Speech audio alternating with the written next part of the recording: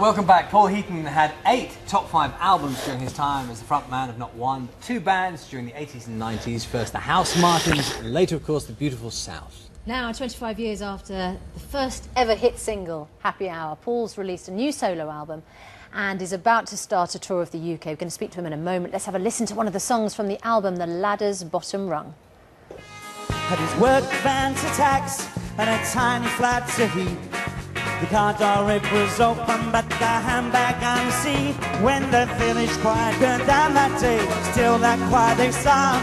A strange moral fiber of the ladder's bottom rung. Holding hymn books to their holy chest, to every word they clung. A strange moral fiber of the ladder's bottom rung.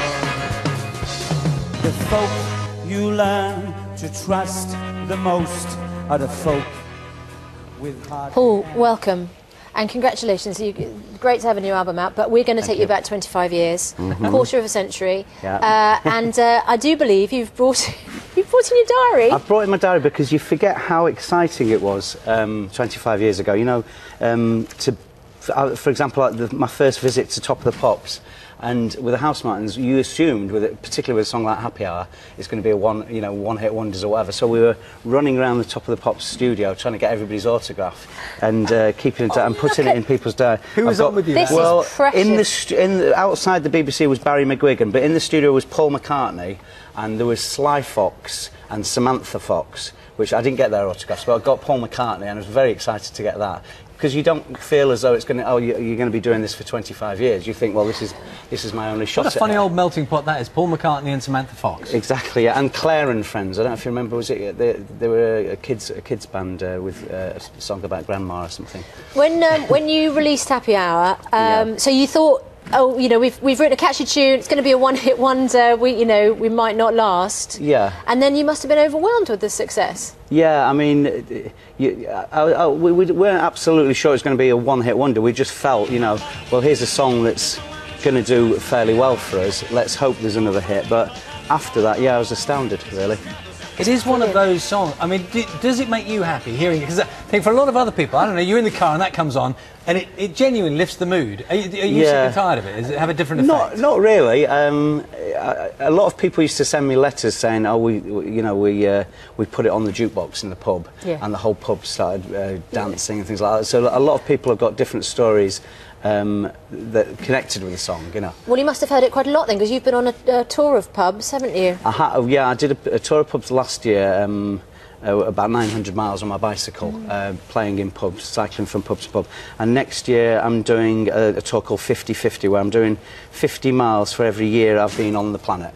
So that'll be 2,500 miles. So how old are you going to be? I'll be 50 next year. And this is around the UK, is it? It's going to be around the UK and Ireland. So I'm starting off in Manchester, going down to Cornwall, Wales, Ireland, Scotland, and then back around. So is the beauty of this? Well, you can see the beauty. You're playing in pubs. Yeah, that's got to be nice. I mean, are you combining a few pleasures all in one, cycling and the pubs and the singing? Yeah, it is really, because I find cycling, particularly on the cycle tour we did, because the weather was so nice last year. It's quite exhilarating. People are saying that you must be really tired when you get to the pub and do a concert, but both activities, cycling and performing, they're uppers really. So I wasn't intending to get too tired. Well, how would you describe your music now? Because, you know, you've gone through you've been on a musical journey, as people say. I've been on a musical journey. This is acid country, this album's Yeah, called, that's right, yeah. I wouldn't say I've travelled particularly far musically. I'm not a great one for experimentation. But, yeah, I'm sort of still making pop records. Why is it acid country? I mean, it sounds a bit like acid house, but it's certainly not that. It was supposed to be the sort of the state of the nation, really, our nation, and also a musical genre. You know, country with a sort of bitter taste to it. And do people always... Do you play Happy Hour? I haven't played Happy Hour. I've played a couple of House Martins. I mean, I'm going on tour tomorrow, and I'll be playing a couple of House Martins songs. I'll play Me and the Farmer sometimes, and I'll keep the rest secret for your viewers.